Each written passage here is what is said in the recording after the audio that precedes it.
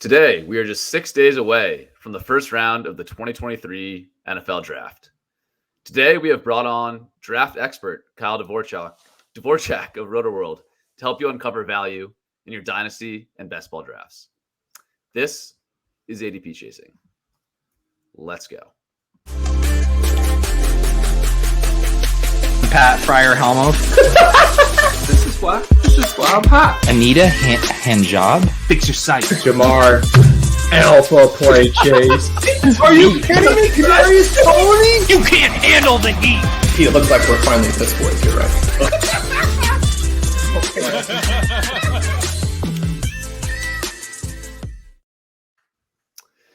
Hey, everybody.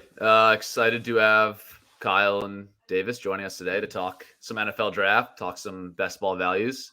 Kyle, how are you doing? Besides me just absolutely butchering your name on the intro. Hope you're doing all right today. Oh yeah, I'm doing well. I'm pretty much done with draft content. I have stuff still coming out, but it's already in the hopper except for a final mock draft. So I'm free. I'm finally free of these bonds up until the night of the draft, which is then the most work I have to do, and then the next day and the next day. So I have like a few days off for the most part. Yeah, that's nice. And so for the draft, you have to just do all the blurbs of the players that get selected, that type of work once that actually starts off. Yeah, that, and then I have a bunch of content coming out after the draft. So, gotcha.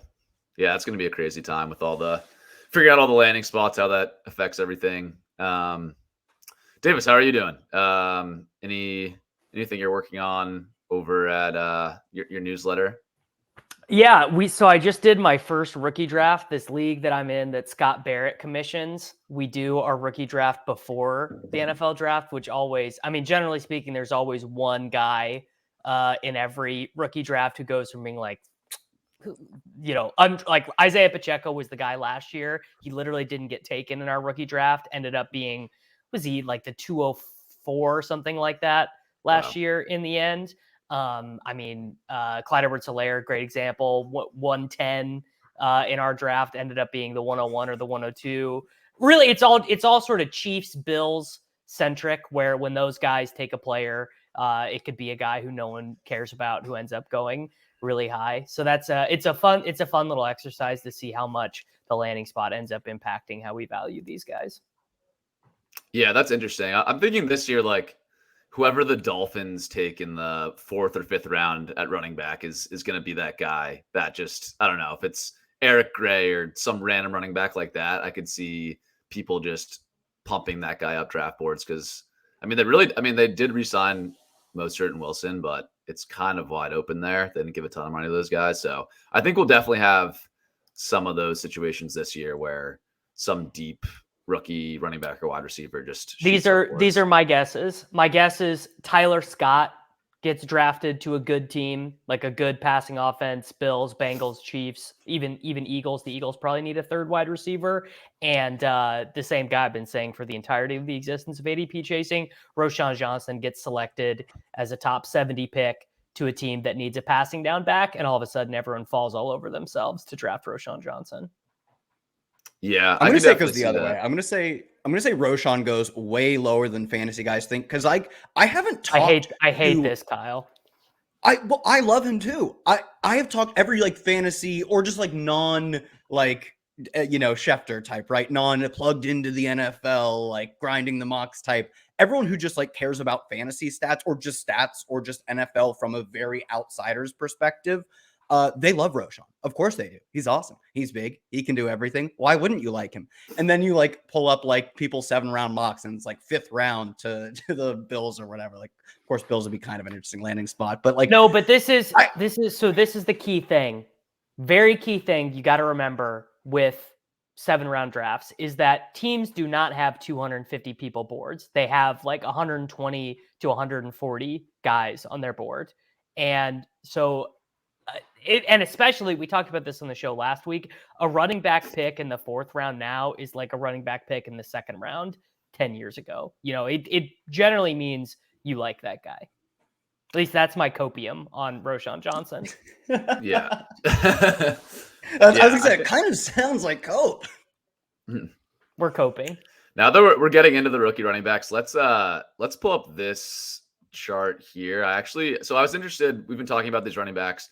I was interested in looking at how their projected draft capital has changed from the start of this process till now. Now again, we're just like 6 days before the draft. This is all the running backs here. This is kind of hard to see.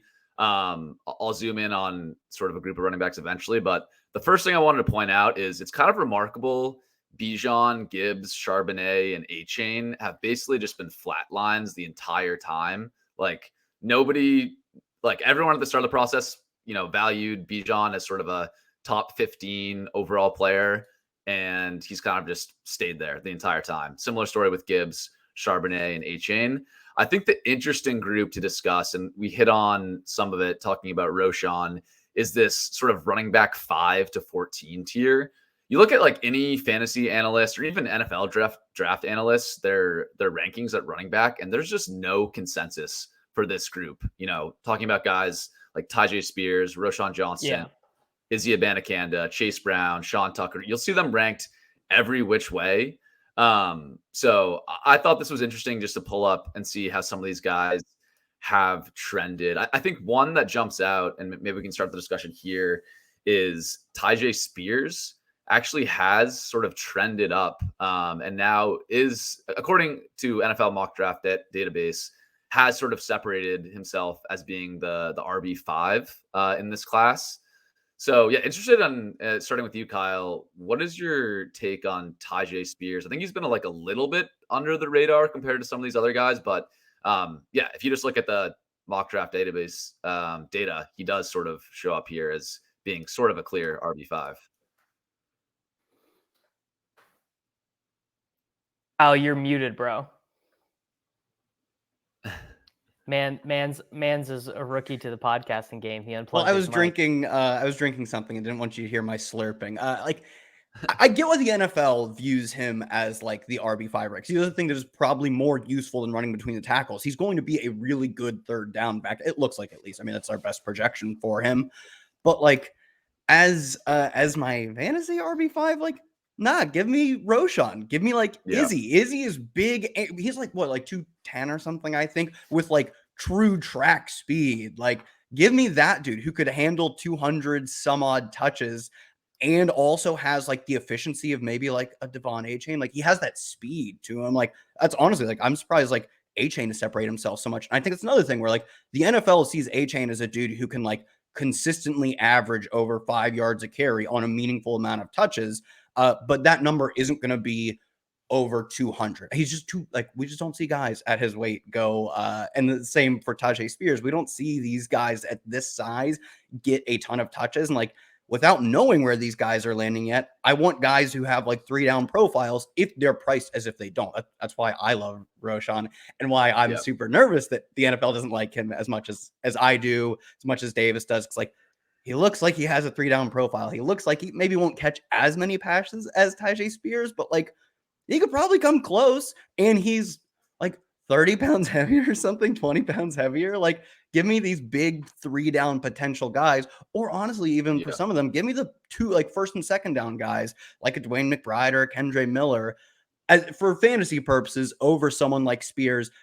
Given that right now, I'm not 100% sure what the draft capital differential will be like. Obviously, like someone like Kendre Miller, Dwayne McBride, Izzy, one of these guys is going to fall to like the 7th round. I'm like, okay, you can take them off your board. They're probably not going to produce many fantasy points. And Spears jumps into the 3rd, and I have to like adjust from my priors. But right now, like, I think there are a lot of higher at least volume backs going significantly behind, on this chart at least, behind Tyjae Spears. And maybe that is just the differential of how the NFL views them and what they can do for a team versus how we play the game of fantasy. I agree with that. And I've been sort of approaching Spears similarly in my best ball drafts, where he strikes me as a guy who's a better real life NFL player than a fantasy player. I mean, projects as a pass catching back. He doesn't have great speed either. So I do worry a bit of just like what's the upside with him. But yeah, Davis, any thoughts on Spears? Do you view him similarly to Kyle and I, or do you see more potential upside there? I mean, just in general, I'm probably lower. It seems that I'm lower on this running back class than a lot of people on fantasy Twitter. Like it seems like lots of people are excited. Like and you could just find a guy who's into Chase Brown, find a guy who's into Dwayne McBride, find a guy who's into Tank Bigsby, find a guy who's into Tyjae Spears. And I'm very agnostic when it comes to running backs in general. Like I just think so much of this shit doesn't matter. Like weight, 40. I used to get so into this and evaluating running back prospects and which one of these guys caught passes and backfield dominator rating. And really, at the end of the day, most of these guys aren't going to get to a second contract in the NFL. In fact, I'd be surprised if more than 50% of them do. And it's really just going to be what is their luck like where they land. Do they get drafted to a place where the starting running back tears his ACL in the preseason and then they get to play and they play well as a rookie? Or do like James Robinson, right? Great example. Some people kind of like James Robinson as a prospect. I remember JJ did, like his models liked him and stuff. Mm-hmm. But guess what? We never were going to see shit out of James Robinson. We were never going to learn anything about him if things just didn't kind of go his way when he was an undrafted free agent, right? And if Israel Abanikanda gets drafted in the 4th round to the Eagles and Rashad Penny breaks his ankle in week 2 and Kenneth Gainwell injures his hand in week 4, then Abanikanda might be Miles Sanders for the next 3 years, right? Might score all these touchdowns, might be great. Or he might not, right? He might not even make the team. He might be special teams only. He might be a healthy scratch. Like Trey Sermon, who is just bad, right? Trey Sermon stinks. Yeah. If things had gone Trey Sermon's way, I mean, Trey Sermon started 2 NFL games. He was mostly fine in them. They were playing Kyle Juszczyk more than they wanted to, but he was mostly fine. And we also just sort of laugh about Trey Sermon as sort of a classic example of a running back bust and a team drafting a running back too high. But it just comes down to opportunity for these guys. It really does. And so the thing I like to focus on is, does their body type allow them? Are their coaches going to get them in the room and be like, this is a 3rd down back. This is 1st down. This is Tyler Algier. We're never throwing him the ball. Or is this a guy who can do both? Like, I think that is probably the most important principle for evaluating these guys. And Spears, kind of slow, 200 pounds, like, he seems fine, but I'm not doing jumping jacks for him. Yeah, that makes a lot of sense. And speaking of guys that just profile in terms of, what they showed in college and also at the combine in terms of size and speed, one guy I've been taking a lot in best ball drafts is Tank Bigsby. Just based on, those factors. He's 210 pounds, had decent combine numbers. Here on this chart, he shows up as the running back 7 by projected draft capital. He's definitely not like the sexiest prospect. I know a lot of people, once you dig into like the efficiency stuff with him, he doesn't jump off the page by any means. No one seems to be super high in him. But for me, it's just like, hey, this guy goes at pick 200 in best ball drafts. He, at least to me, has a profile that looks like he has the potential to be good enough at everything. He's big and he went to a blue blood school. I mean, you forget that's a big part of it too. Like, guess what, dude? SEC running backs don't go undrafted. It just doesn't really happen. He's going to get a 1-round bump because he went to Auburn. Yeah. But Kyle, I'm curious on your take on Bigsby. I did notice in your rookie rankings, you seem to be a bit lower on him. I think you have him as RB 15 or something in that range. He definitely shows up a little bit higher here. Just curious your thoughts on him from a fantasy perspective. Yeah, with a lot of these guys, I'm kind of in the Davis tier of like, I mostly want to know what they're going to, not even how good they're going to be, because like so much of how good they're going to be is like, oh, did you play behind the Eagles line? You look pretty good behind that line. Yeah. Or like, did you get 300? Like, are you James Robinson and you got 300 touches as a rookie? Yeah, that's going to put up fantasy points. Like, so are you capable of getting 300 touches? I don't think Tank will ever catch passes, but like, there aren't a lot. I mean, if there were 3 down backs, they'd be going earlier, but there really aren't, outside of like some of the guys who profile physically as guys who can handle 3 downs. But like, Dwayne McBride, that dude ain't catching passes. Like, I don't care what team he lands on. Dude ain't catching passes. So, this is where we get ourselves in trouble though, because he probably can. That's the if the team just throws him the ball 3 times a game. I mean, I'm not saying he's ever going to be LaShawn McCoy, but he could be Fournette and catch 3 passes a game or whatever. I'm skeptical about the Fournette comp because I think Fournette is actually a better receiver than we give him credit for. Yeah. Well, But I come see, on. That's not in sticking with the theme of the program. but I see what you're saying. That like, I bet his target share McBride's is like the lowest like I've ever seen for a running back in college. Like I don't think he's actually physically incapable of catching passes, but I think the track record of guys who have as low of a receiving share as he did in college being like plus receivers in the NFL is just pretty low. But could he do like the Kenneth Walker thing where like everyone was hammering Kenneth Walker for not being able to catch passes, and he got like 30 passes last year and was by the end of the year he was on the field in passing situations at least some of the time. Like I don't think it's impossible McBride could do that, but yeah, I wouldn't be excited about his receiving profile. Yeah, I agree. Like they'll put guys out there who like aren't good pass catchers, but like he's big enough to play all 3 downs. And if you play him on 3rd down, it maybe gives you the illusion you can run. But like, who do we project for a higher target share in the NFL? Dwayne McBride or Tyjae Spears? Like, we can be a little less nihilistic than I think Dave is saying. I'm still somewhat nihilistic. I'm still. What like, what about Deuce Vaughn, bro? What's Deuce Vaughn's target share gonna be? He's 20%. He's got to have a good target share because you can't have that dude run between the tackles, even though he ran so many times in college. I hope he succeeds, but like nothing would make me more happy than Deuce Vaughn succeeding. As fellow short kings, I know Davis and I are both we're significantly taller than Deuce Vaughn somehow. Both relatively short guys. We are really pulling for Deuce here. I literally am Deuce Vaughn's size because I'm overweight. Like me and Deuce Vaughn are like basically the same size, which is insane to think about someone of my body type, my size. Well, body type is not what Deuce Vaughn is. Body weight is what Deuce is. Sure. Like, yeah, I mean, he's absolutely he's unbelievably rocked up. But if you saw if you saw him with a hoodie on and you couldn't tell how strong he was, you just saw him walking through the mall or whatever, you would not be like, oh yeah, that's an NFL running back. Yeah. No, probably not. So curious, last question here on the running backs. We talked about, guys that have different profiles in this class. Spears, more of the pass catcher. McBride, kind of a pure 2-down grinder. Which of these guys, like we obviously don't know the draft capital now, but say pick your perfect landing spot. Say it's the Bengals in the 2nd round, and say like each of these guys has a realistic chance of going there, which is not perfectly true. Which of them would you be most excited about if they hit the nut landing spot? Like which of these guys are you ready to take in the 4th round if they Abanikanda? Abanikanda for me. I'm fine with that. For me, it was Roschon, but Izzy was number 2 for me. So, like honestly, Izzy probably has like more of the athletic profile of like if you give this dude touches, he will be more efficient than Roschon. I don't know, like Roschon seems like he can do more and will probably earn more touches, as in like he plays special teams, he can pass block, he can catch passes. Roschon is Darrell Williams.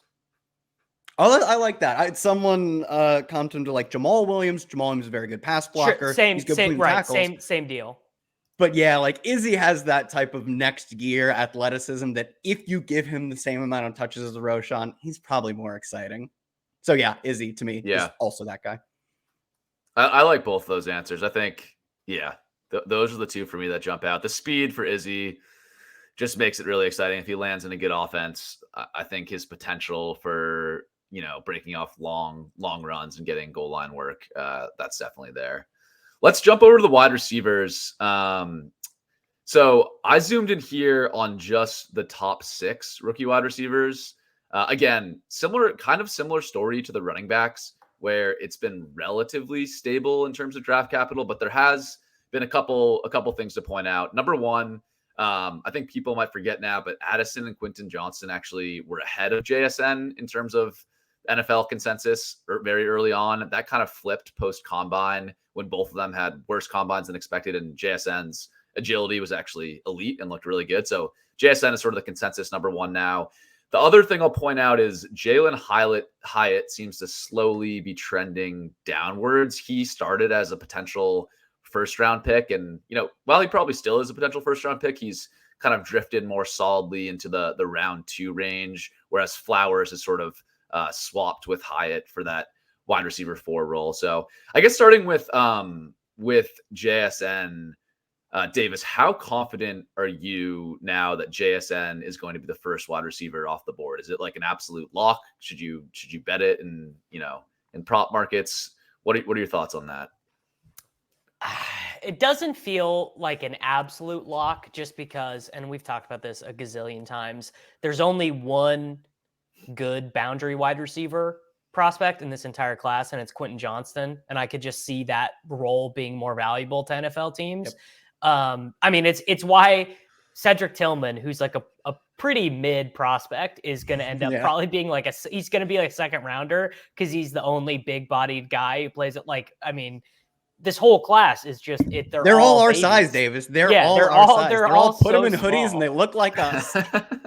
So it's not that, it wouldn't be that crazy for me if, I don't know, the Texans pick at 12 and they're like, we could take Quentin Johnson and maybe get our boundary guy for the next 8 years. Fair. Or we could take Josh Downs in the second round and get 87% of what we think we'll get from Smith and Jigba. Honestly, I just have been getting more and more down on this class as it's gone. Like there are warts with all these guys. The big thing though that is looming out there is that the Chiefs and the Bills would really like to pick up a wide receiver at their picks. And Zay Flowers, Schefter just did the tweet saying that the Chiefs used one of their visits on Zay Flowers. Flowers, basically just being like, the Chiefs really want him.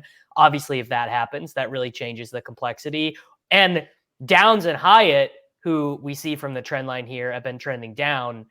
I mean, those guys would fit the Bills pretty well, I think. And if the Bills do take one of those guys, I mean. Yeah, I'm with you there. And if you look at the NFL draft order, let me give some teams that pick in that back half of the first round, early second round. You have the Vikings at 23. I think their wide receiver 2 spot is wide open. You have the Bills at 27, obviously a good landing spot. Chiefs at 31, again, pretty obviously a good landing spot. Then I think another sneaky, really good one is the Rams at 36. As long as you don't think, Matt Stafford's arm is completely gone, which maybe that's the case. They have kind of nobody at wide receiver 2 early either. So, Quentin Johnston landing there, Addison landing there. I think that's actually kind of a sneaky, pretty exciting one. So I think I'm with you, Davis, that these prospects in a vacuum, I'm not incredibly excited about, but I think some of them are going to hit these landing spots that we really like. But again, it never works out as cleanly as we want it to in the fantasy world. Kyle, what are your thoughts on, I guess, of those landing spots, or maybe pick another one? What do you have like a favorite sort of player landing spot combination for that sort of end of the first round, start of the second round amongst some of these guys? Yeah, I don't think the Chiefs are going to take a first round receiver, and I don't think like they'd love to get Zay Flowers at 31, but like I don't think he's even particularly close to making it to them. Like there's a spot of like the Vikings and then the Chargers and a few other teams that like a lot of receivers are getting gobbled up there. They'd have to move up, I think, a decent amount. It's like middle of the first round, but Chargers I think are a really interesting spot for like a slot dude to go to, because sure, in year one, like they're still going to be competing with Keenan Allen.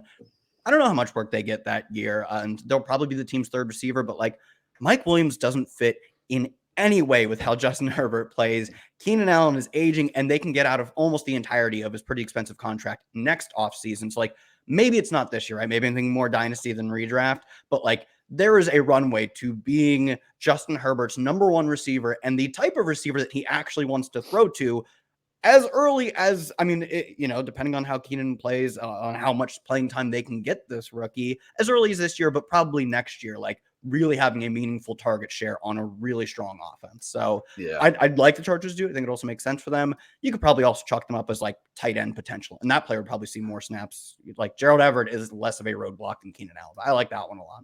Eagles, I think, are a really fun one. Like they don't need a receiver, right? What do they need? Don't draft a running back, Eagles. Don't draft a running back at 10. Hold the faith. Analytics kings. He wouldn't see a lot of targets, but like how many rookies that go 30th, or I think they picked 30th, are we expecting to earn these massive target shares? What about just be the least focused on, as far as defenses are concerned, receiver in the NFL, because you have one of the best duos ahead of you and also an incredible passing attack? Like maybe that's more of like an NFL fit that like I really hope the Eagles do the smart thing and just keep burying their opponents on offense. But like, I don't know, man, it'd be pretty fun. That would be really fun. I mean, Dallas Goedert, AJ Brown, Devonta Smith, and then throw Zay Flowers or whoever you want in there. That starts to get really challenging for defenses to stop. But the Chargers one I wanted to zoom in on a bit. Like, I've seen JSN mocked the Chargers a decent bit in the first round. What do you think that does, Davis, to his fantasy stock? Because, like, I have a hard time imagining him seeing the field in 2 wide receiver sets over Williams or Keenan, at least initially to start the year, but maybe I'm wrong about that. Obviously you'd play in 3 wide receiver sets. Well, they get nothing out of their tight ends anyways, so I wouldn't be that worried about it. I mean, I would be the issue with Smith and Jigba. I mean, you're hitting on it, is that a lot of the spots that if he does end up being the first wide receiver taken and he goes real early, I mean, plant the spot you'd be excited about him going early, not excited about him going to Chicago. Definitely for immediate fantasy value, him going to Philadelphia, nightmare. I mean, he probably gets like 47 targets as a rookie if he goes to Philadelphia. Titans, nightmare. Houston, you could really talk yourself into because there's not really. That's the one I like. Yeah, that's the one I was going to say I'm excited about is Houston. If Bryce as the clear, but then you're relying on a rookie quarterback who we think is probably good, but we certainly don't know. I mean, the target upside is best there. Yeah, like I think you could. The funniest one would be New England, right? New England taking a wide receiver in the first round because that would just destine him to be bad. I mean, then we would just have our answer. Well, we would know he's bad. Good? Yeah, we would just know he's bad. Yeah, I said Bryce Young. I guess it would be Stroud now at this point. That would be the chalk quarterback for the Texans. But yeah, you're right, Davis. I haven't fully fleshed that out, but just looking at the draft order now, there's a lot of landmines for wide receivers in the sort of 10 through 20 range. Not a lot of like the Bucks. I don't think they would draft a wide receiver, but the Commanders, again, they don't have a great need there. Maybe the Packers you could talk yourself into as, I don't think Romeo Doubs was great as a rookie. I think JSN landing there would easily start in 2 wide receiver sets over Doubs, and maybe Jordan Love has something. That one could be okay. No, I think Doubs might be good. I think he's okay, but compared to JSN, he's not keeping JSN off the field level of good. He might be fine, sure, but like, if you spend, they have a 15th pick, I think. If you spend the 15th pick, JSN's taking the field over him. Little bit of breaking news: Jameson Williams suspended for 6 games for violating the Calvin Ridley rule. For really? No, what? Yeah, that sucks. Violations.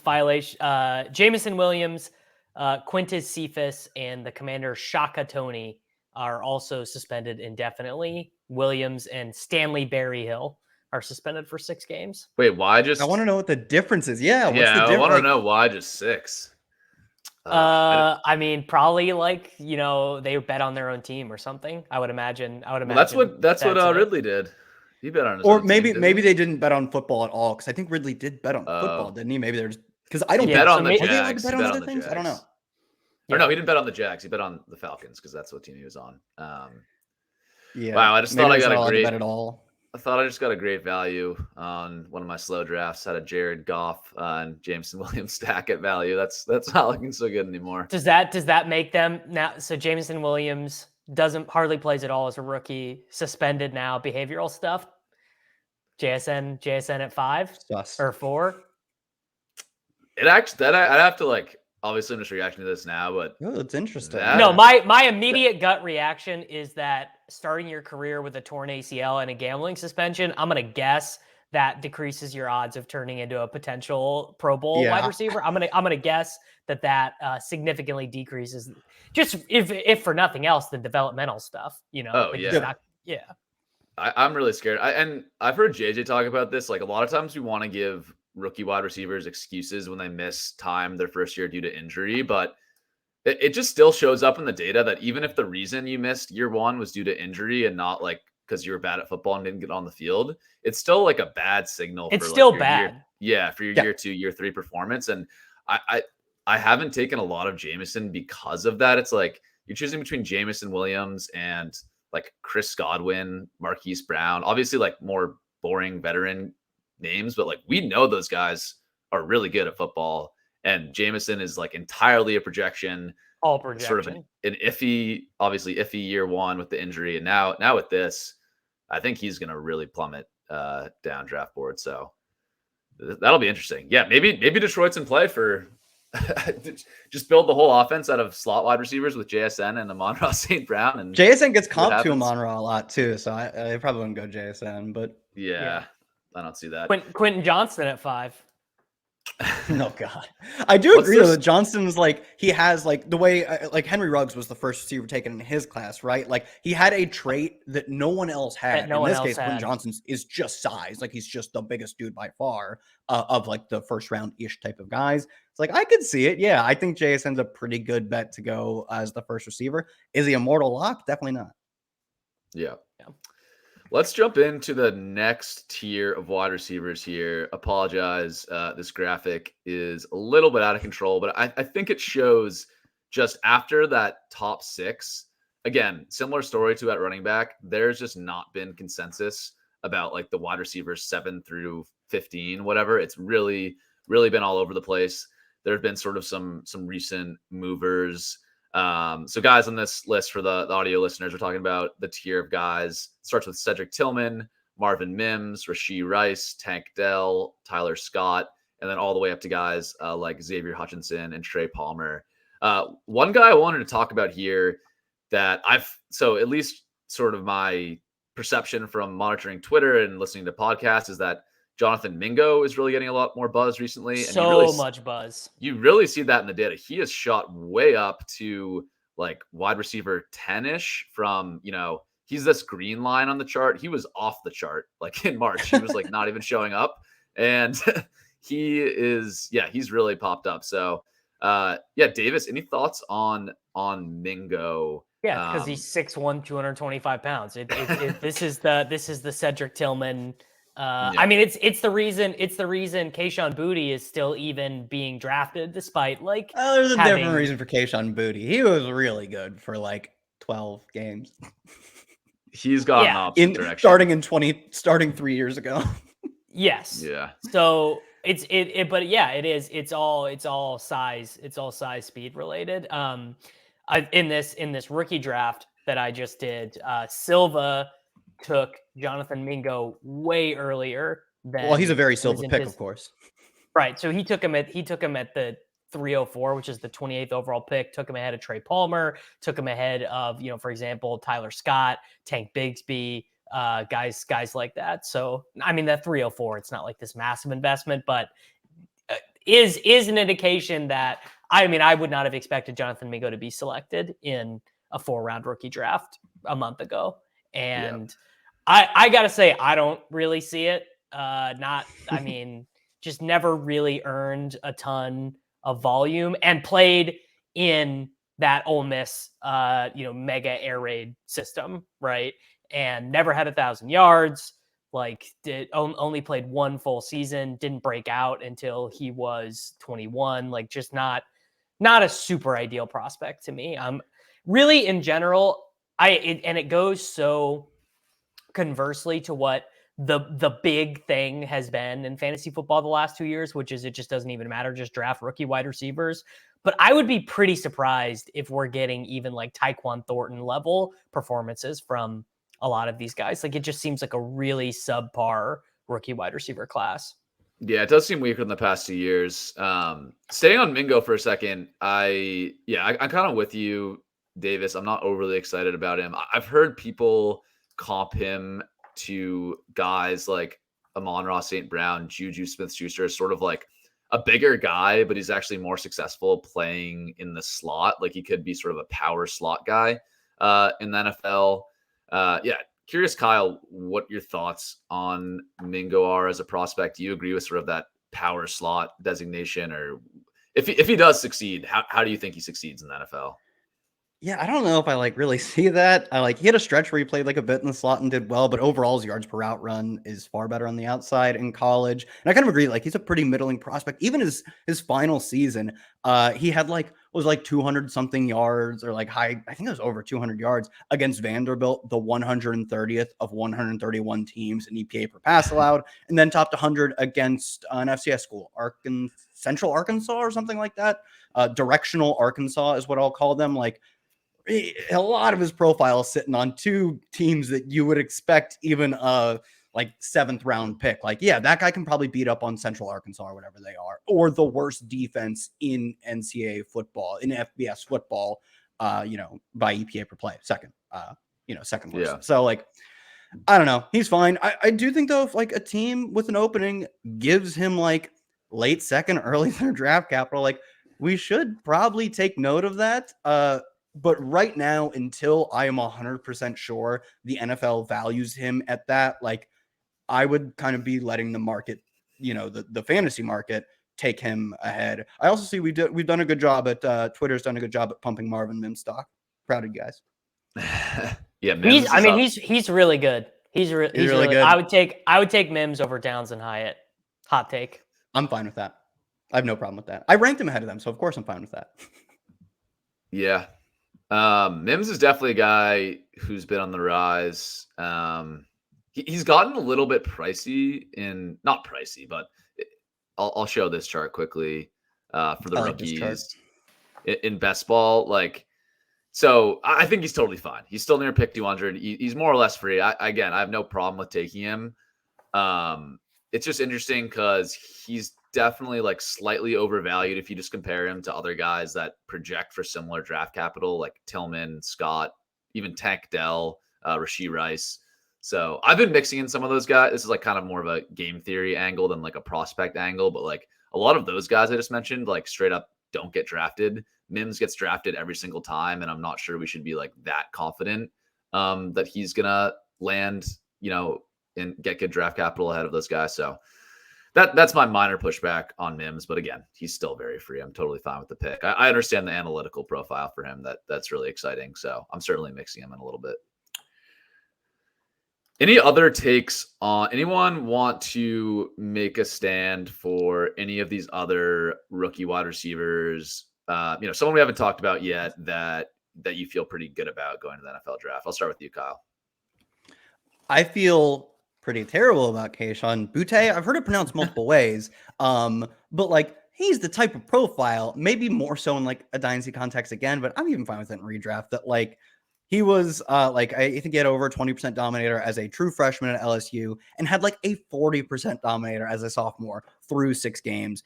And then he messes up his ankle and never looks the same, right? Like maybe he just isn't the same, or maybe he just returned too quickly. But like he looked like a future like top 15 pick for like an 18-month stretch. The bull case for him would be George Pickens. George Pickens was also the number 1 overall wide receiver recruit, got hurt, Yep. never really got it back. And same deal, Pickens. There was character concerns about Pickens. People are saying the same thing about Boutte.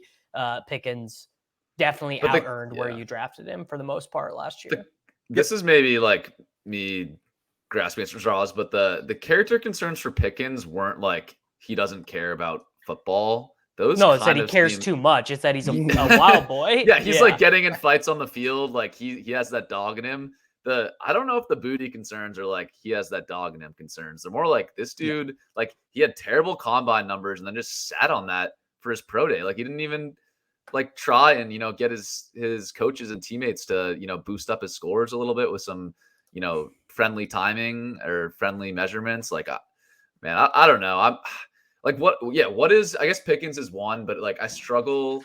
I feel like we get this in sports all the time. Like the profile of the guy, it's like, oh, Avery Bradley was the number 1 basketball recruit ahead of like John Wall in high school. Like he's undervalued in the NFL draft. He was so good in high school or in the NBA draft. Like, I don't know, that type of profile we see in all types of sports. And but it can give you some big reveals. Stephon Diggs, the best example of this. Stephon Diggs was that's a good one. The number 1 or the number 2 recruit. And then Stephon Diggs broke his leg at Maryland, came back, was fine. I mean, he's literally recovering from a broken leg and playing football again, ends up being a 5th round pick, but basically it was just weird circumstances that led to him not fully not Maryland Temple is where Stephon Diggs. Shit, now I thought got. he was a Maryland dude. I thought he was a Maryland dude. But And also Boutte was Maryland. I was right. Yeah. But Boutte was living up to the hype of being like one of the best prospects too. Like he led LSU in receiving yards as a true freshman and like 40% dominator. It was 6 games. I get that, like, it was a small sample, but like he was gonna kill people in his second year. Like he was on like truly not just from recruiting, but then for a small sample, but like it held steady that he was on this just absurd trajectory. And yeah, like it's been pretty downhill since. But like I think that's a good range of outcomes to be living in for guys that are free, right? That like if say like his ankle just messed him up and like hasn't like say he's good today. If he is good today, back to the place where he was 2021, September of 2021, like he's an elite prospect. Whereas like I don't know, like what's the ceiling with someone like, Michael Wilson or like, I don't know, Jaden Reed was like the second receiver at Michigan State. As Michael Wilson is the most Patriots ass pick. Like just Michael Wilson. Yeah, I see that. Yeah. I've been completely ignoring him the whole process because he's literally not even in the underdog player pool. Like you can't draft him. Oh. But yeah, the Patriots used a top 30 visit on him. So he's going to the Pats at 15, I think. Oh man. All right, let's move on. I wanted to quickly show the tight ends here. I didn't have don't draft these guys, dude. You want to get rug pulled? Draft Darnell Washington, who's going to get like 17 catches in a good season as a rookie. He's going to score like 4 touchdowns on those though. So this is the point, and I'll channel Crane here because I know he would push back on that point. You think back to the rookie tight ends last year, and maybe it was an anomaly, but by the end of the year, there were like 6 or 7 guys that we were ranking in the top 24 at the position were like providing usable weeks, like Trey McBride, Chiga Okonkwo, Greg Dulcich, Daniel Bellinger, Jelani Woods. I think I'm even maybe missing a couple, but like, I don't know. By the end of the year, if these guys get taken in the first round, which I feel pretty good that the top 3 at least are going to either be late round 1 or early round 2 picks. Like, I think by the end of the year, they're at least, if you're in the range of like, you're choosing between Austin Hooper and Darnell Washington, like that's literally the choice right now. Like, man, just give me Darnell Washington. He's fucking 6'10" and 300 pounds. Yeah, like he's going to score a touchdown at the end of the year. Right. Like I think it's a fine bet. So I get what you're saying, Davis, but like cost adjusted, I think they're still fine for just the end of the year TD upside, wherever they land. I'm fine with this. I'm fine with this. Like, I think Davis is probably closer to right on someone like Mayer or Kincaid, who, like, as much as we place all these lofty expectations on them when, like, Mayer goes 15 to the Packers or whatever, like, they may not live up to that hype, but, like, Darnell Washington versus Austin Hooper, like, you have to be such a stone cold loser to take Austin Hooper, man. That guy is not going to give you many fantasy points. And Darnell Washington may not either, but he's giant and could be a first round pick and was really efficient in college. And there's a reason he's not super productive. He's going to be played behind who's going to be one of the best tight end prospects in a long time in Brock Bowers. So like, hell yeah, if that's your choice, yes, make that choice. When it's like Mayer versus other like borderline tight end ones, then like I'd be much more sensitive to cost there. Yeah. That's fair. Give me Laporta for dead stone free 20th round right now over having to pay any sort of premium on Darnell Washington, who I think is just going to be drafted as a blocker anyway. That's fair. That's really my contention with Corain and Pete on the Washington thing is that they're doing the classic thing of not that they're doing this. I mean, Corain and Pete are smart guys, but that we're all doing this thing with like equating Darnell Washington being valuable to an NFL team with turning into fantasy points for us. Like this is speaking of Henry Ruggs, haven't invoked that name in a while, but Kyle just brought him up. Like he went so high, not because the Raiders expected him to have 1,500 yards and 10 touchdowns every year, but because that dude was going to space create for the entire team, which he did until he killed somebody. Yeah. No comment. No comment on that. But yeah, I'm with you on taking Laporta over Darnell Washington. I think my best ball exposure is back that up. He definitely profiles more as the receiving guy who I think has more like season long upside for sure. But I think, they are both dirt cheap free. Like you can get Washington in the 20th round too. So When Washington goes in the first round, then I'll start taking like Laporta straight up over him. Because at that point, like people are going to start boosting Washington. And I agree. Like he doesn't profile as a guy who goes for 800 yards as a rookie or catches like 60 passes. Like I'm getting him because I'm like, oh man, maybe he's like a really good red zone threat, which obviously you should be. And like he'll be super efficient because every one of his targets is going to come on play actions. How it was in college. So I would take like straight up, I would take him over Laporta, but we are as soon as the draft happens and Washington goes like, 27 or whatever. Yeah, he'll be priced out of a point where I'm like particularly excited about him. And then that's probably where I'd look at Laporta or like Tucker Kraft is also a pretty good tight end prospect. Yeah, Tucker Kraft kind of surprised me is just like I think I've made the mistake of just completely ignoring him. But if you look at draft capital, he's kind of in the same tier as Laporta and Musgrave. And I think he has a decent production profile. Literally couldn't tell you anything. Okay. Yeah. I ran out of things that I could say about Tucker Kraft with confidence pretty quickly. Tucker, the one who I'm most excited to see if he goes on even day 2 is Zach Kuntz, because he was he was like every class, every tight end class has the freak, and some of them get drafted and some of them don't. But if I don't know, if the Bengals take him with a third round pick or whatever, I'm sort of interested. Kuntz is the RAS record holder at tight end, I believe. I think he's a perfect 10, and he has a good late breakout production profile. Like one good season at Old Dominion, then he got hurt the next season. But the reason he was a late breakout is because he transferred from Penn State after sitting behind Pat Freiermuth for I think it was 2 years, maybe it was 3. But that also kind of checks out. Like, sure, I'm not going to penalize you too hard for not surpassing Pat Freiermuth when you're also younger than him, or maybe his same age. So when you say I'm in on this guy. When you say late breakout, isn't he like 26 or something crazy old? I don't know if he's that old, but it was like I think he spent 3 years. I think he like redshirted, then 2 years behind Freiermuth, then 2 years at Old Dominion. So he would be like an older guy. He's going to be 24 when the NFL starts. So I added +2 to exaggerate, but it's not great though. It's not great. Yeah, he is. I mean, Google picture. I'm not going to show it on the stream, but Google pictures this guy. He's yoked up.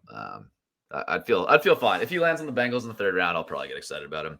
Another point I wanted to make, like related to the Bengals, and again, like as fantasy analysts, we always dream up these landing spots, and it's going to be way grosser than we expect it to be. But there are a lot of like amazing tight end landing spots, and I define that as like wide open depth charts and projectable top 10 offenses. And I think there's actually 5 of them that I would argue are in play. It's the Bengals, like Irv Smith got no money. Like he could quickly be set aside. Dallas has basically nobody. Detroit, I mean, who do they have? Shane Zylstra and Brock Wright. Miami got absolutely nobody. Just Durham Smythe as like a pure blocking tight end. Darnell Washington at 5 to the Lions. Who says no? Dude. Hell, and then, the Chargers too. Like Everett is still there, but he's very no. We gotta stop. We gotta stop with Chargers to the tight ends. The Chargers, like Antonio Gates left like a Native American burial ground curse over the tight end position for the Chargers. I mean, they've had every young, interesting, Ladarius Green, Donald Parham. They've done Jared Cook. They've done everything, and we gotta stop with the Chargers tight ends. If you like a guy, don't let him go there. Wish your mortal enemies to go to the Chargers. Yeah. And then there's also spots like Green Bay, Las Vegas, Washington, a little bit grosser, obviously grosser quarterback play, but still wide open depth chart. So my only point is like there's a quantity of these like amazing landing spots. And I think some of these guys are going to hit them. Like you could obviously get rugged, and Darnell Washington goes to the Patriots and plays in like goal line packages only. Or he's their fullback. Bill drafts Darnell Washington to be their fullback. I got a mind teaser for you guys. The Chiefs draft one of these guys in the 2nd round. What does the market do? I think they lose it. I think they're so excited about this guy. I think that's what I think too. I think they totally jazz that guy way up. Like Dalton Kincaid ends up being a Chief, and despite the fact that he'd probably be their 3rd tight end behind Noah Gray, I think he ends up being like the tight end 18 or something. I mean, Yeah, I agree. The market basically already has done well, not to an extreme extent, but they kind of have already done this with Isaiah Likely, where he's like clearly the backup tight end, and like people That's are a good drafting example, him yeah. ahead of like starters. Not even really the backup tight end too, because they use Oliver to block more than they even. Yeah, he's the Likely, backup pass catching tight end only. Yeah. Yeah. Yeah. Well, Oliver's gone now, but still, like, I don't know. I would bet. I don't even know. This is a good game. Can we name the primary blocking tight end for the Ravens? Kyle, you should know. Kyle, you should know this for sure. Well, it was Nick Boyle, but he Right. he shredded his knee and he's changing a long snapper. So if that answer technically doesn't count, then I'm wrong. Wow. Actually, I might have just bullished myself on Isaiah. Charlie Collar. He's a receiving. He's a receiving tight end. He led his college team in receiving 2 years in a row. So he is like, what if Charlie Collar is the leverage you need to win Best Ball Mania 4? You take him instead of Isaiah Likely to get mega unique. I just don't get why we're taking clear backup. Like the Ravens, Yeah, I think are the only team where we're like, you gotta draft the backup tight end for some reason. It's like Greg Roman's. Well, the thing is, they don't pass a lot, so there's not a lot of No, volume. I actually, I'm gonna defend the market here. I actually get it because their wide receivers are such ass, and they run some of the most 12 personnel in the league, anyways. And you have massive contingent value were Andrews to get injured. And isn't Noah Gray like way better contingent value than Isaiah I don't Likely? think, and I don't think any of this is true. I don't think Noah Gray just becomes Travis Kelce is really good, not because he's in a good role. It's because he earns that good role. Likely's targets per route run last year was really good, really good. Yeah. Yeah, right, when you play like 12 snaps a game and they're all passing routes, it's probably easy to. I mean, he got 60 targets on 414 snaps. It's pretty like it is enough for me to take note. We've lost all the listeners because we're debating Noah Gray Likely in April, so there's no longer anybody listening to the podcast. But let's move on. These charts here, I think we've hammered the rookies enough. Let's get on. I'm almost shocked by that rookie running back chart. How much closer we are tying ourselves to NFL ADP is what I'll call it than at receiver, especially on the tail end of receiver, where it's just take the guys you like take these guys. No one's going to draft them in the NFL, but take them anyways. Whereas running back, and this might be correct, I just think it's interesting that at running back we're actually in lockstep mostly with the NFL. I think these charts are just fascinating. Like when I started this in February, we did not have I'm not actually calculating an R-squared correlation, but we did not have nearly this tight line. It's basically just a straight line through the running backs now. And the guys that are off the line, you kind of understand why. Devon Achane, probably a better real life running back than fantasy running back, especially in half PPR. So I get why he shows up as undervalued. And Abanikanda is a guy where you can dream and see the upside. So I get why he looks relatively overvalued here, but it's kind of impressive that the underdog market is this in line with the projected draft capital. Maybe people are looking at my chart more than expected. I don't know what's going on, but it is pretty tightly bound to it now. Anyways, let's talk risers and fallers. We did not have a huge week of news in the NFL, so not a ton to talk through. Get your Richie James while you can now. I did want to start on the Chiefs wide receivers because, we see both Richie James and Justin Ross show up here as the biggest risers, and I think the market is just desperate to figure out for anything. What Chiefs we get a highlight video. We get a highlight video of Justin Ross, and then Pat mentions him in passing on a Zoom call, and all of a sudden we're all the way back in on Justin Ross.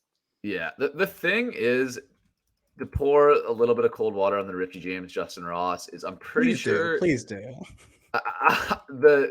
Justin Watson got more money than Richie James. Richie James is also pretty strictly a slot guy. They have Tony. They have Sky Moore. If you're trying to bank the guy who's just going to be on the field for the Chiefs for 70% of routes and running deep routes, just draft Justin Watson instead.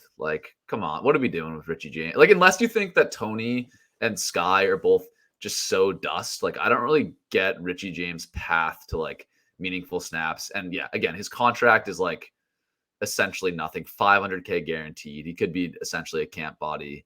Like there's He's still probably a real returner because Sky Moore Yeah. can't return for his life, and James is a career returner, so that's probably what he is. 'cause And you're Isaiah totally right. Isaiah Pacheco is ostensibly their starting running back right now, so they don't want him to do it either. Yep. Although, Yeah. did you guys see the Brett Veach quote yesterday? On what is he said McKinnon likes to take his time before making decisions, so we'll probably call him next week after the draft. It was almost verbatim what he said. So I had not heard that yet. You know, there not been any reporting on McKinnon maybe coming back, and that is, McKinnon coming back would be like wherever Pacheco's going right now. It's like 10 spots at running back too high if McKinnon's on the team. Yeah. Sorry, I'm distracted. I have literally 60 slow drafts going on right now, and the clocks are 1 hour, so I was making some picks. Doesn't really make that much sense, by the way, for Underdog to do it that way. Like, what does it matter? Like why does it need to go down to an hour? Like, the season doesn't start for like 9 months. Like, who cares if you have a little bit of information that Smith and Jigba is going in the first round or whatever?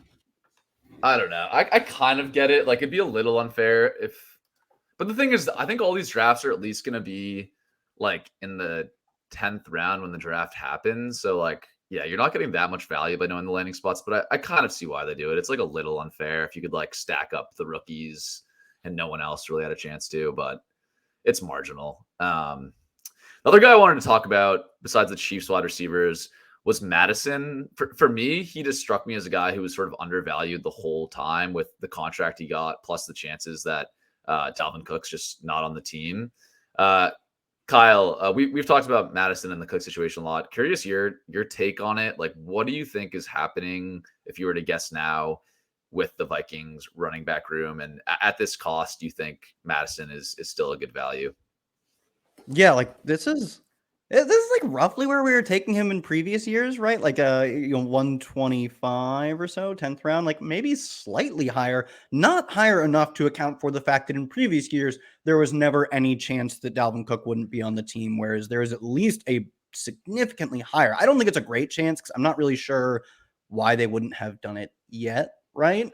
But like, it's higher, right? It's definitely higher than it's ever been. He's like a really strong, just complete contingent value guy whenever Cook is guaranteed to be on the roster. And now that is definitely not a guarantee. Like, I don't think it's incredibly likely. Like, there's not a ton of reason for them to hold him well into the summer and then cut him, but it happens. Like, we saw it happen with Fournette, got cut pretty late in the summer. So I think he's like a really strong pick based on, I'm just shocked. We were drafting him not too far from this pick in previous years, and his situation is better by a lot now. It just has this fat tail end where like he gets to start for a whole season. It's not incredibly likely, but that's the type of bet we want to be making at this price.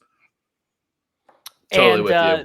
Kwesi said something along the lines of like, we're taking it day by day. We're monitoring the contract situation. Like it was not like, oh yeah, Dalvin's our guy, we're paying him whatever his contract number is. Like so it sounds like maybe in a way what Hayden was telling us about Dalvin like refusing to take his physical or whatever to lock in this contract, it might actually cost him money because the Vikings might be willing to eat a little bit of money this year to save money on the next couple of years of his contract and just cut him outright.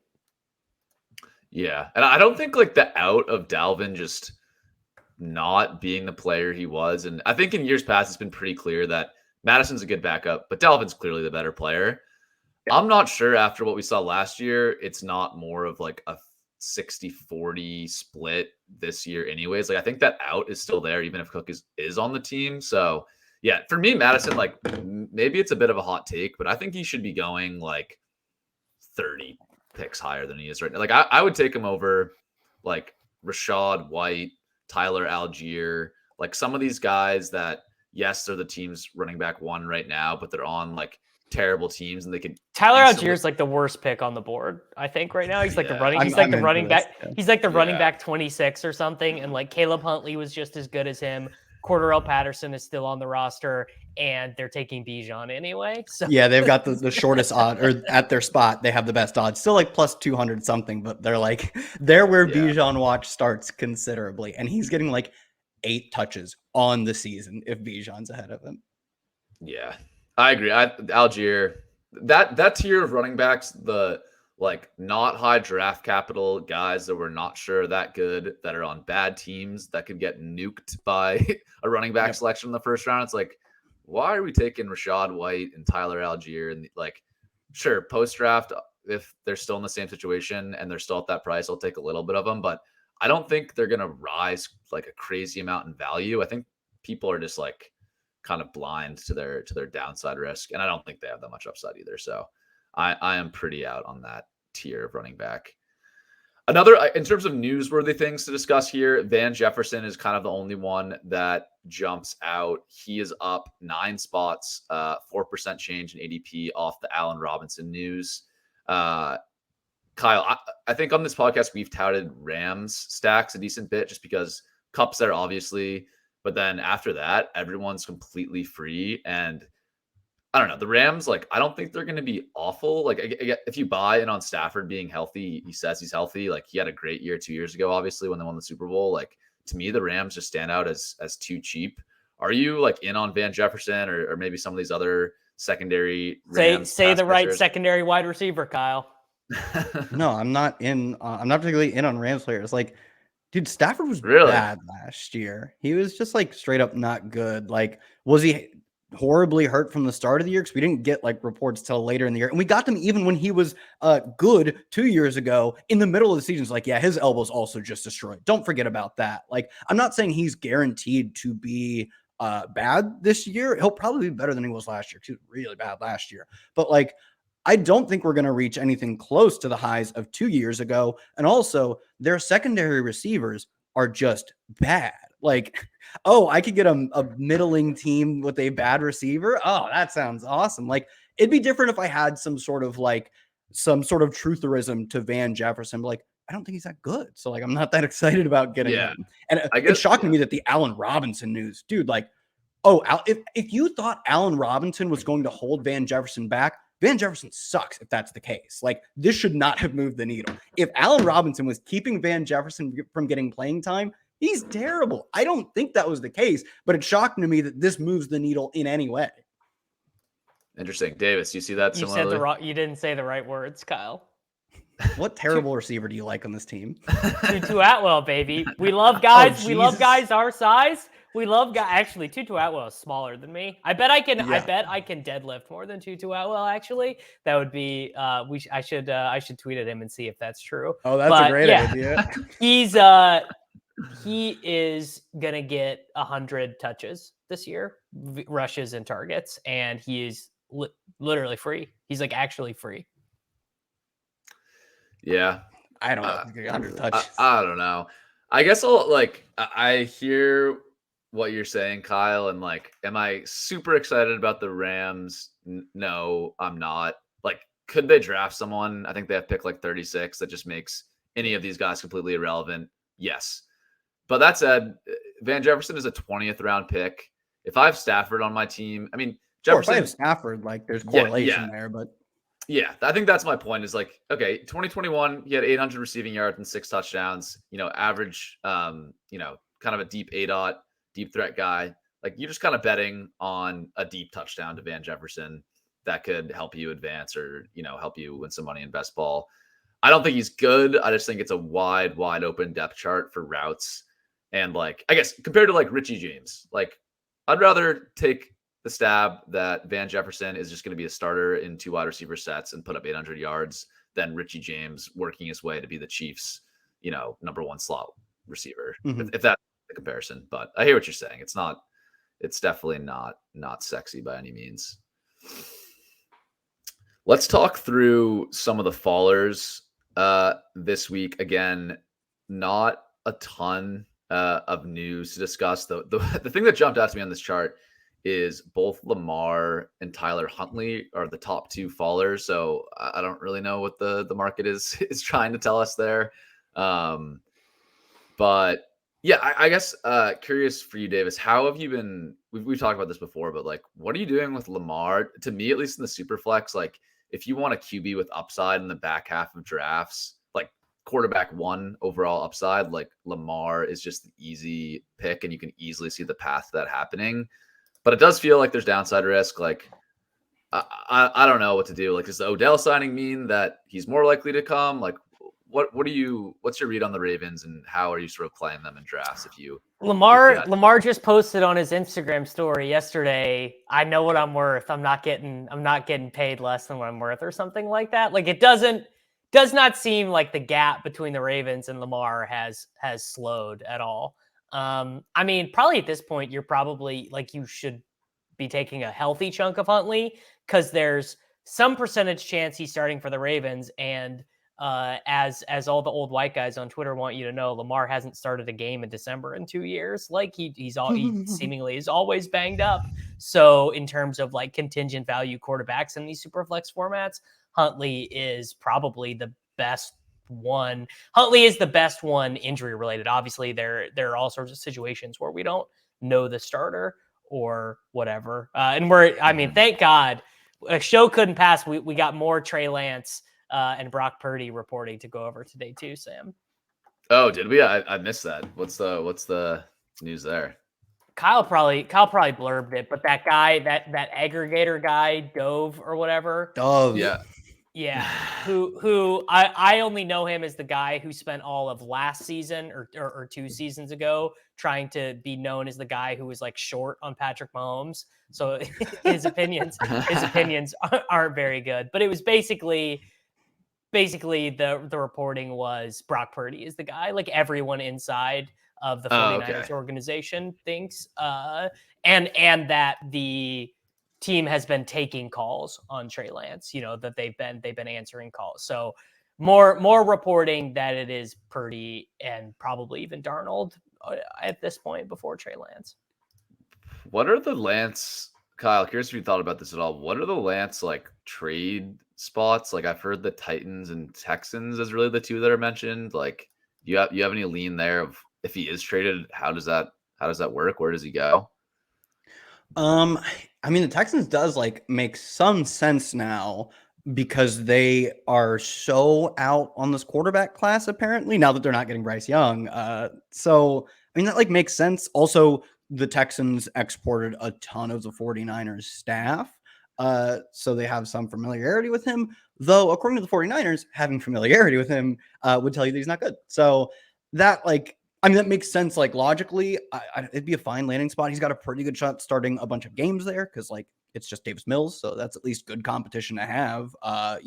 If you want to start games, I think it makes sense. I don't think it'll happen for the Ravens to do it if they can't get Lamar worked out. Like move on from Lamar and replace him with what like his haters say he is. So like that would make sense. I think a lot of the spots that make sense are also just like really gruesome spots. Like the Bucks could probably take a shot on Trey Lance. Like they're playing for 2024 anyways, right? So why not take a shot on a dude who, if Lance is if he's bad, which is probably the case, right? Like it doesn't look great for him.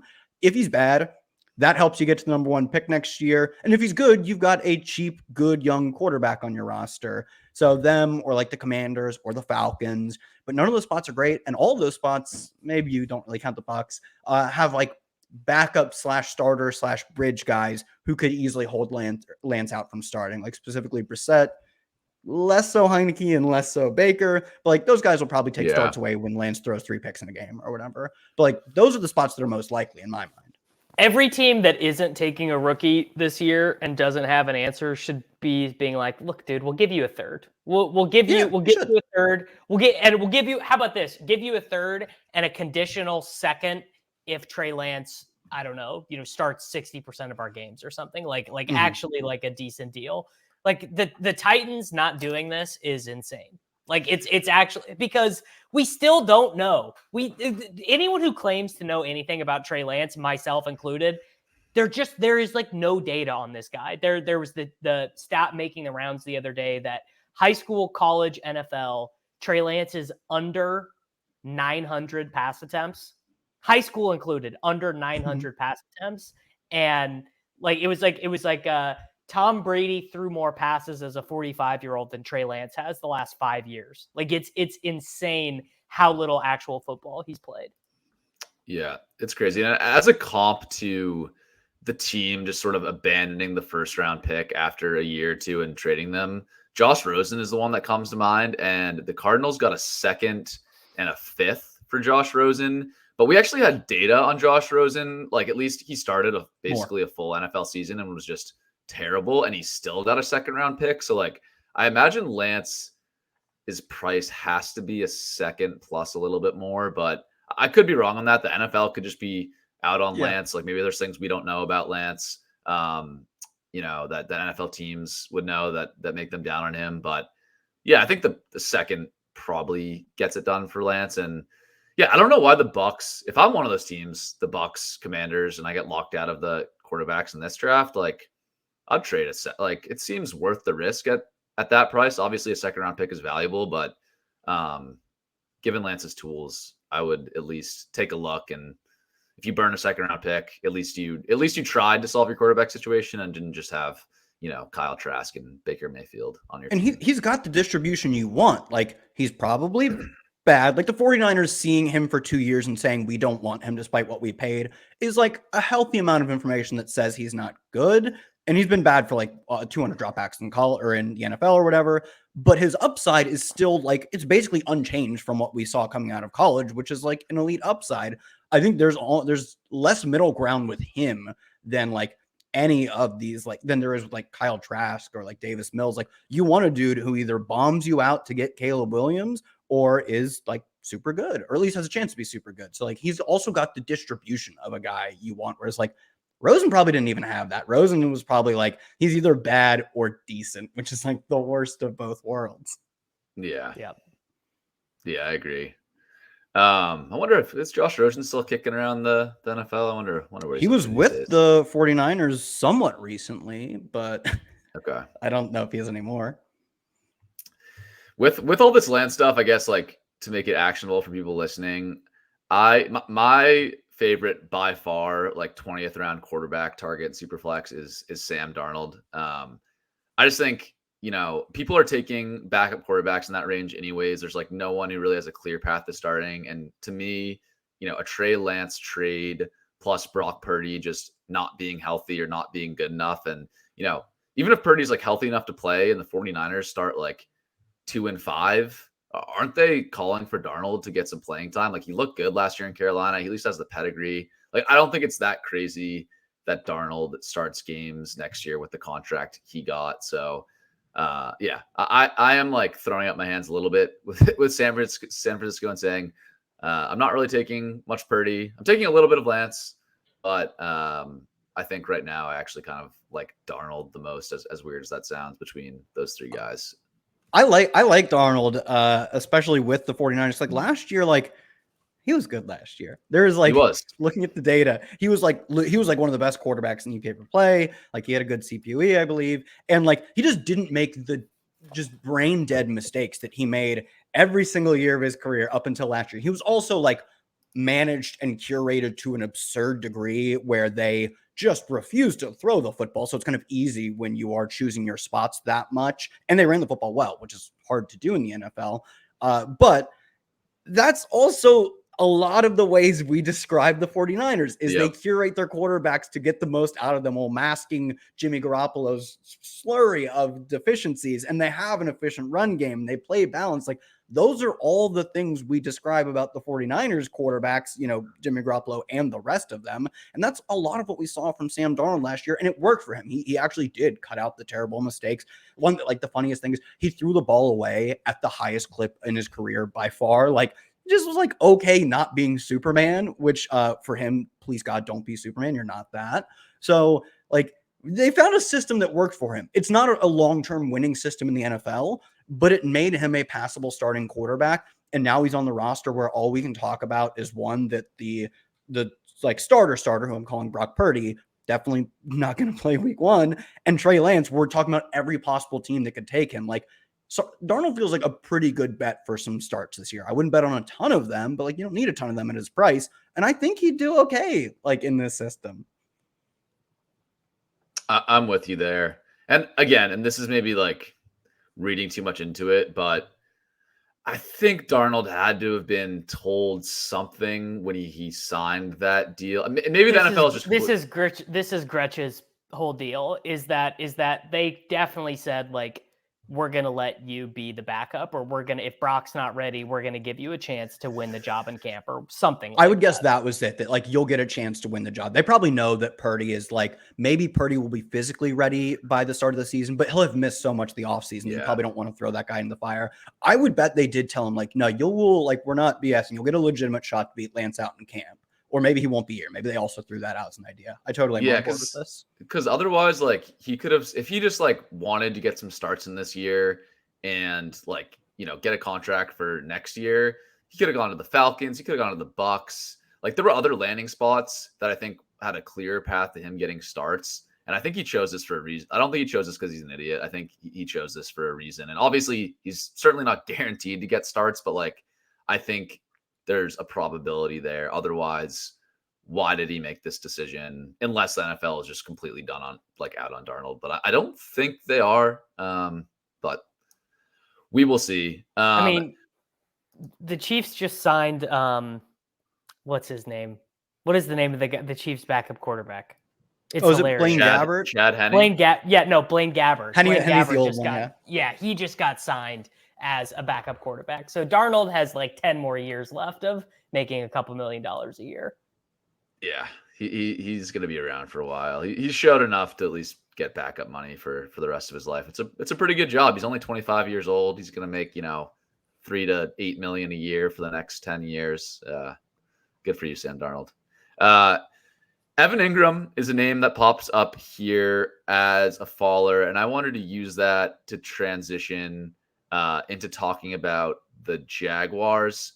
So this view here is the expensive team level ADPs, and how I define this is the average ADP of the top 5 players. And the Jags show up here as the 4th most expensive team, behind only the Eagles, the Vikings, which is a little bit surprising, the 49ers. That makes more sense with all the skill position players they have. But the Jags are 4th, and yeah, I haven't gotten to projections and looking at all of that yet, but with the Jags, it just strikes me as a team where it's going to be hard to get the math to work on each individual player. They have Ridley, they have Ingram, they have Christian Kirk, they got ETN, they got Zay Jones. They have all these guys that, I think command a role in the offense and command targets. And I've just been struggling to find the angle of how I want to play this team, because I kind of want to bet on Trevor Lawrence, amazing year 2 jump, considered sort of a generational prospect. He has even some rushing upside to score some points that way. So I want to bet on Lawrence, but each time I'm clicking one of these wide receivers, I'm just how does this work? So maybe I'm overthinking it, but Kyle, do you have thoughts on the Jags? Do you agree they should be the 4th most expensive team in fantasy? How are you thinking about them going into this next season? I'm probably fine with that, because you look at the other teams, who do we expect to score more points? The Jags, the Vikings. Honestly, give me the Jags. Better quarterback, far deeper team receiver, even though they obviously don't have the wide receiver 1. I'd be fine betting on them. I'd be fine betting on them over San Francisco, who especially when you think about the pass catchers, how do we make the math work to get all of these guys? Last year, the math didn't work in that Debo couldn't keep running for these long touchdowns and couldn't be so efficient in every efficiency metric.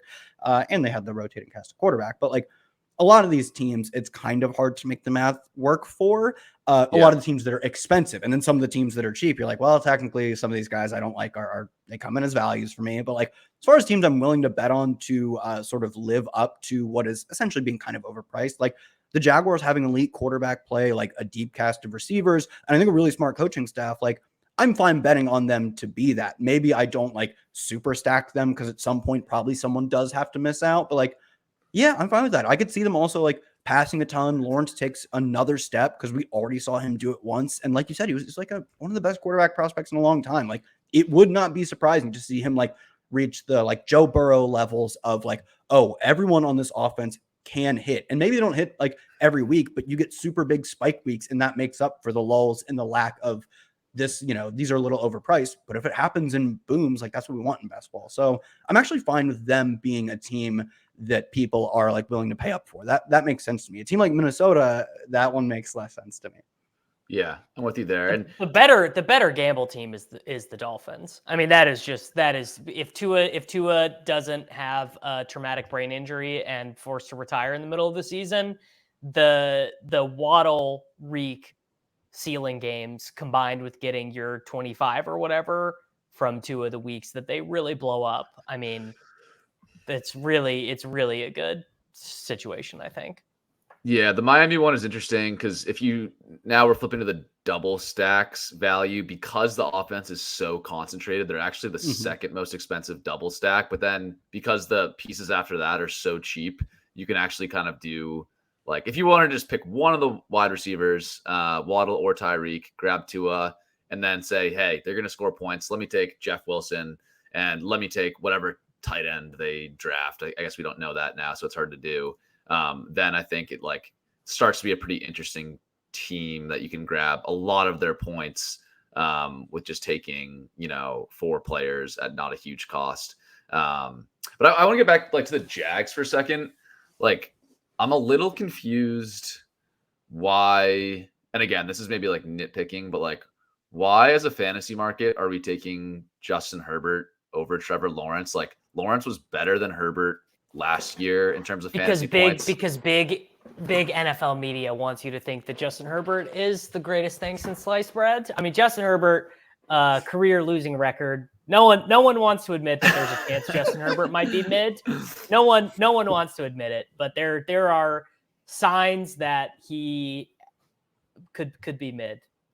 Yeah, I don't know if I'm like that down on Herbert as you are, but I'm just like, but like Lawrence was a better. It's a bit.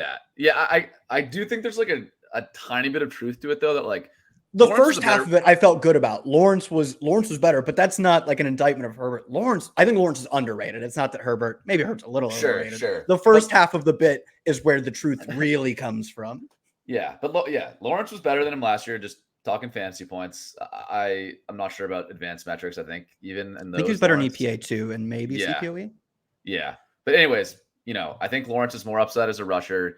The Jags added Calvin Ridley, who we're taking, as a top 24 wide receiver, and the Chargers have added nobody. Sure, maybe they had someone in the draft, but like right now, I'm just like, what is the point of taking Justin Herbert over Trevor Lawrence? Like, I don't really get it. Obviously, he flashed that ceiling in year 2, but like I think Lawrence is just on an upward trajectory, and Herbert, I'm not so sure.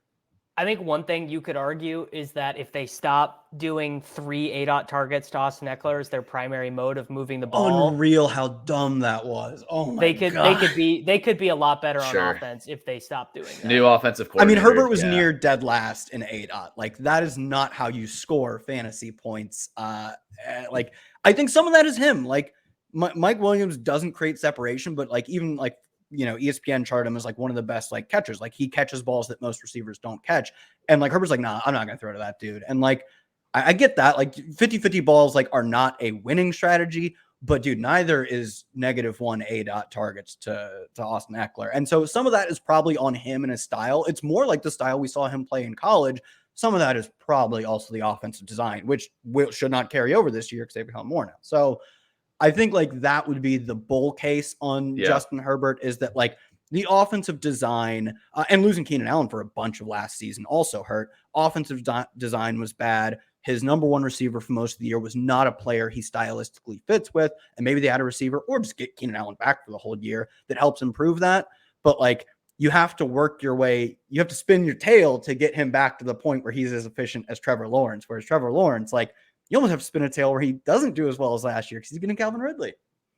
Yeah, that's my thought. But I think that is a fair point. Like you shouldn't ignore the fact that it's new offensive coordinator. Their wide receivers last year, I don't think Keenan Allen and Mike Williams played together in many games at all last year. They were sort of rotating, being banged up. So yeah, there's certainly upside. And it turns out Josh Palmer is not in fact him.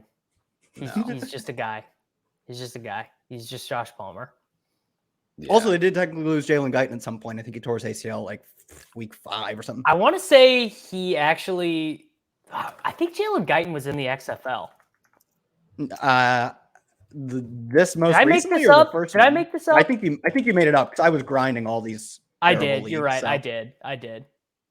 I would have believed it if Kyle wasn't here. I would have let that one slide. One of the Chargers depth guys who'd been there forever was in the XFL. Okay. I'm gonna go figure this out. I got to do it. I'm gonna figure it out before you do. All right.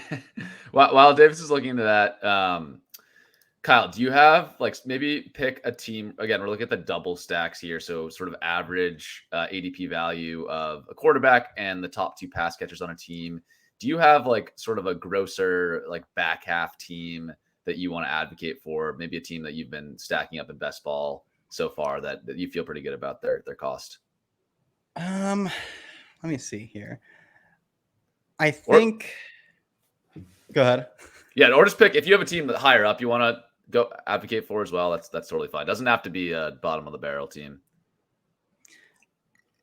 I'll go with Green Bay here. I think we're pretty likely. Like when you get into like you look at the teams all surrounding.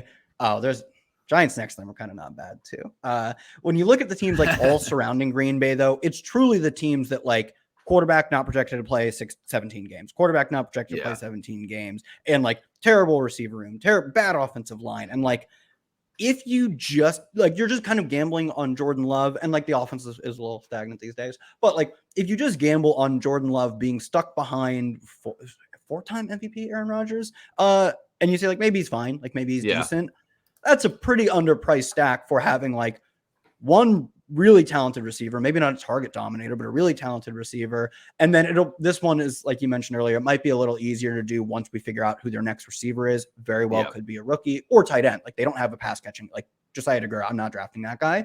Maybe they draft tight end, but like they don't quite fit the bill of like Tampa Bay, Indy, Tennessee, Houston. We either do not know who their starter is, or it is multiple guys. It's not one guy. So yeah. That makes sense. And you mentioned I'm kind of in on that. I'm a little skeptical of like Love, but it totally makes sense. Like cost adjusted, it's a pretty cheap bet. And I feel really good about Love starting down the stretch. So that's a good one. You mentioned the Giants offhand. That's been a weird one for me because like individually, I don't love Daniel Jones' value. I don't love Darren Waller's value. But do you love Daniel Jones with 900 slot wide receivers? That's what I love. Just give me Paris Campbell, Wan'Dale Robinson. No, but like, if I don't know, I kind of am a believer in Dayball, and I'm kind of a believer that like, sure, Daniel Jones did not look that great last year, but he had the worst wide receiver room in the NFL. Like, I don't know how you argue otherwise. Like, it was brutal. Also, his advanced stats were like good, not like cagey good, but like he was like 6th in CPOE, 11th in EPA per play, while definitely having like the worst second or third worst wide receivers. And maybe like, I do think a lot of that is Daboll. Like I think Daboll designed a really good offense for what he was working with, both at receiver and at quarterback. You know who's still coaching this team? Brian Daboll. Like yeah. Daniel Jones was good last year, and I don't think he's that good of a quarterback, but I don't think enough has changed. I mean, nothing has changed for the worse, really, for you to say like he can't be efficient, even if that efficiency is manufactured in a way. Yeah. And he runs the ball a lot, which is also nice. You want those. And that's again, like not to just be, only focused on fantasy points for last year. That's not how we should project things going forward. But we just talked about Trevor Lawrence and Justin Herbert. Daniel Jones outscored both those guys in fantasy points last year because he rushed for 700 yards, 7 rushing touchdowns. Like I'd be willing to project like maybe the 7 TDs kind of he hit his higher end of the outcome there. Like maybe you say he's more projectable for 500 yards and 3 rushing touchdowns or whatever, but he could take a pretty big leap in passing and maintain like decent rushing stats just because like, not because he's getting better as a player, just because he has good coaching, year 2 in that system, and they're upgrading the pass catchers significantly. Even if it's not an amazing pass catching core, it's still significant upgrades to what they're working with last year. So I don't know. It doesn't feel super great, Daniel Jones in the second round in Superflex, but like I think it's pretty good when you consider how cheap the pass catchers are, like the overall cost adjustment of the stack. Davis, thoughts? I don't love the Daniel Jones price. I mean, Waller is probably a bet I'm going to make a ton this year. Like if Waller is quite inexpensive relative to the like actual elite tight ends, you could really just talk yourself into him, basically being 2018 Waller again. I can at least. And maybe he totally doesn't have the juice anymore, but that's probably a stack you would like. I mean, we literally did just see Daniel Jones score like 35 points in week 17. So we sort of have the evidence that he can do it.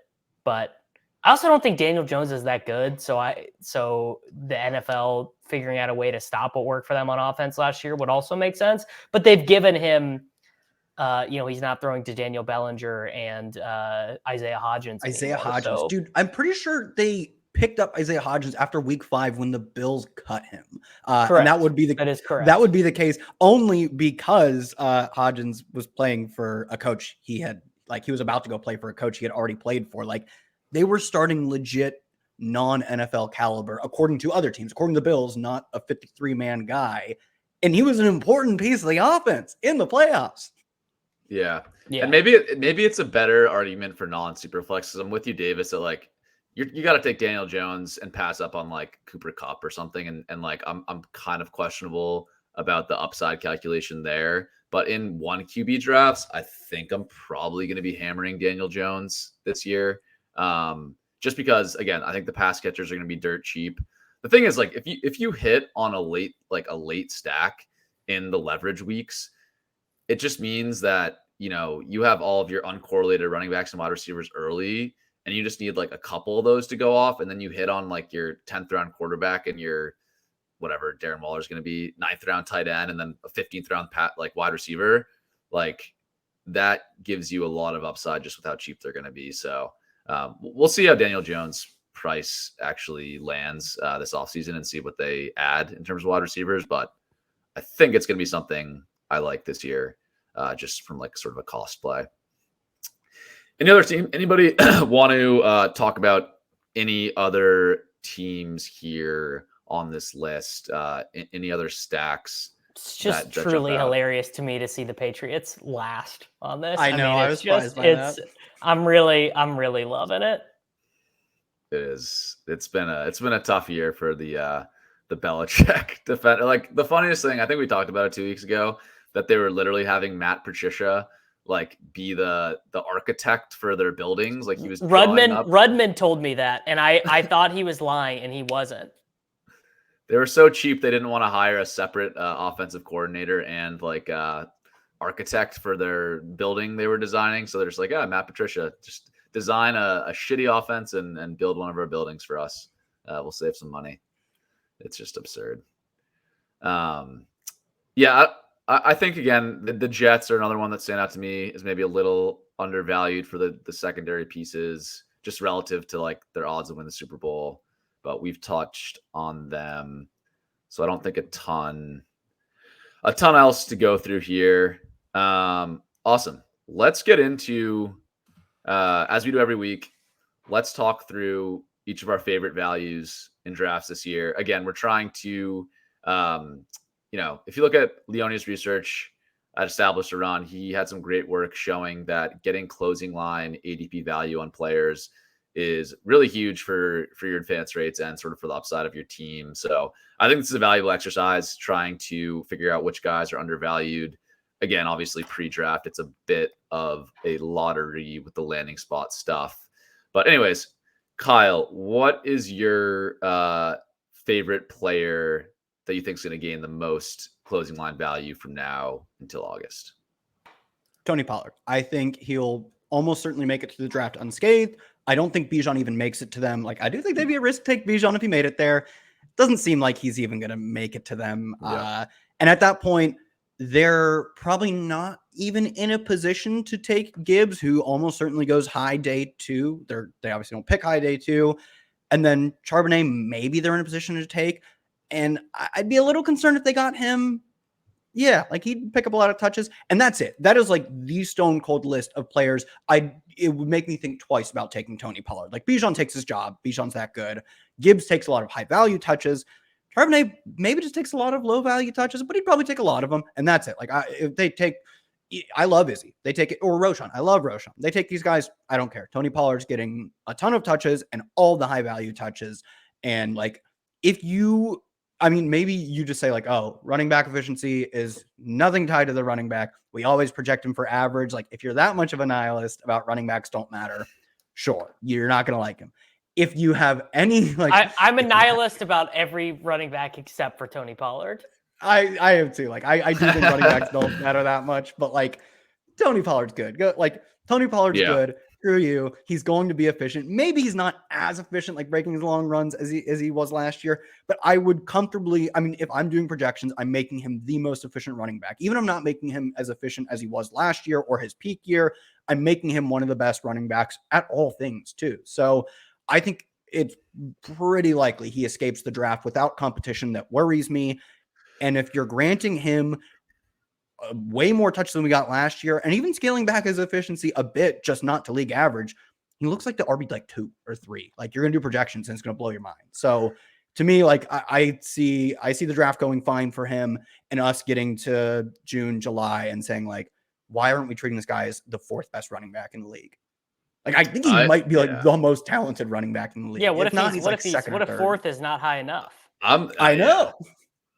I'm all the way in on this take, and I think it's been absurd how the market has treated Tony Pollard in the pre-draft stuff. He's going in the super flex, he's going pick 42 overall, RB 11. Like, man, you want a pick that has the upside to be the RB1. Like he has RB1 overall upside by like a mile. There aren't a ton of guys who I think can compete with like CMC or like the peak of Saquon. He is one of them, and you don't have to squint to see it at all. It's unreal.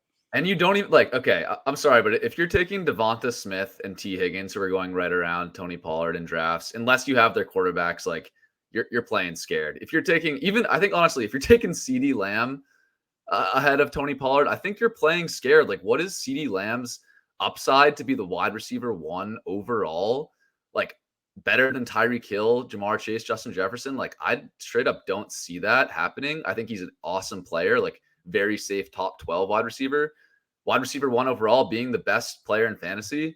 I do not see that with CeeDee Lamb. I see that with Tony Pollard, and I think he's like 15 picks underpriced, which is crazy like to say at pick 42, but like he is crazy underpriced in my mind. And maybe I'm underrating like the broken leg stuff, but like people say that, the injury is not a huge concern. People usually come back from those breaks and be fine. So yeah, I couldn't agree more with you, Kyle.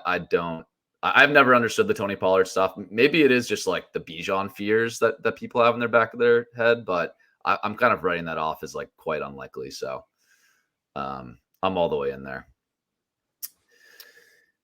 Davis, who's your guy? I have one I had not thought of this yet, but I think Jahan Dotson is going to end up being a riser. I think he's going to get that year 2 buzz. And now people are, with all this, I mean, the draft coverage has been so weird the last week or so. It's like we've gotten Houston actually has Levis as number 2 on their board. And actually no one likes CJ Stroud. And actually, just it's all everywhere. But the one thing that seemed interesting to me is the Commanders throwing their hat in the ring to having a chance at one of these guys, and the market will just get jazzed up if Anthony Richardson or CJ Stroud or whatever is the quarterback for the Commanders. And I'm also notedly not a Terry McLaurin guy, so I like John Dotson. I like that one. And I've seen some work. I'm not gonna be able to like quote the stats now, but if you look at the back half of his rookie year compared to the front half, he did show a lot of promise in terms of earning more targets. He kind of survived the first half of last year, just like making crazy touchdown catches, but actually like wasn't drawing a high rate of targets. The second half of the year, once they sort of phased Curtis Samuel out a little bit more, he looked pretty promising. So yeah, I'm with you on that one. I'll go with for mine. There's a couple wide receivers I want to mention here. I think I'll go with Marquise Brown as my favorite pick. He's going at around pick 95 right now. And with him, I think there's a couple things. Number one, I think the DeAndre Hopkins move does happen. And even though that should be baked into Brown's price, I don't think it really is right now. The fact that he's going to be the wide receiver 1 on that offense. So once Hopkins leaves, I imagine he jumps up a bit in price. Number two, I think he's a pretty solid wide receiver. Like, I don't think he has upside to be, top 12 fantasy wide receiver, top 6. I'm not saying that, but once you survive the first half of the year with Colt McCoy or whoever is going to be at quarterback, you're likely to get Kyler back. You're no longer going to have the Cliff Kingsbury offense. Who knows with this offensive coaching staff if it's going to be any good, but I think there's at least upside that it's better than the scheme that Kingsbury drew up.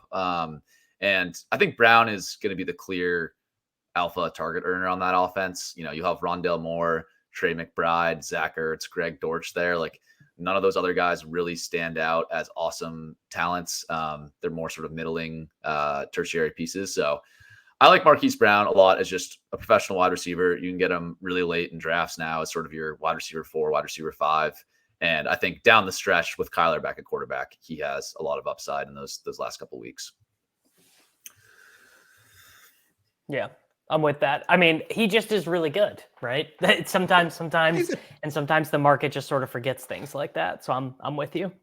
Yeah, it's a Tyler Lockett thing where like, oh, this dude produces a bunch. He's only ever been good in his career, but like, you probably can't say he's ever going to get like 1,600 yards. You can't spin that narrative, and you're like, I'm just going to forget about him. Everyone's like, I'm just going to forget about him, and he's probably just going to keep producing. And like you said, like if we're specifically looking for closing line value, he's going to go up when Hopkins is traded. There's just no way he doesn't go up. Like, that's just how the market works. Yeah, the market is funny. Like the market always double counts things. Like, even though like something like that should obviously be baked into his price, like people want to see the news and be like, oh, he should be going higher. So there's always this like double counting effect that I think is interesting. Whether that matters, like whether you should be trying to get guys that are going to get that double counting effect, I'm not so sure. I'll have to think through that more, but he at least I think will definitely get it. And if you want him on your teams, I think drafting him now is sort of the sharp way to play it. Awesome. Excited for the NFL draft next week to actually see where some of these guys land. Kyle, you talked a bit about it at the beginning. I think, or no, maybe that was when we were offline, but yeah, what can we expect next week for you with NFL draft content coming out at Roto-World? I have all of my pre-draft dynasty rankings up. I have team needs for every team. Next week will be my final mock, and then I'll probably rerun my stuff for all of my dynasty rankings just after the draft. Like, that'll probably come out in the week after. Awesome. Great stuff. Can't wait. Can't wait to read all your blurbs on draft night. Davis, what do you have? Anything going on next week for the draft you want to plug? Yeah, I'm going to hop on Ship Chasing. I'll probably do one more pre-draft show. I have a newsletter coming out later today. All the good stuff. Actually, by the time people are listening to this, because we're pre-recording, it'll already be out. So look out for that.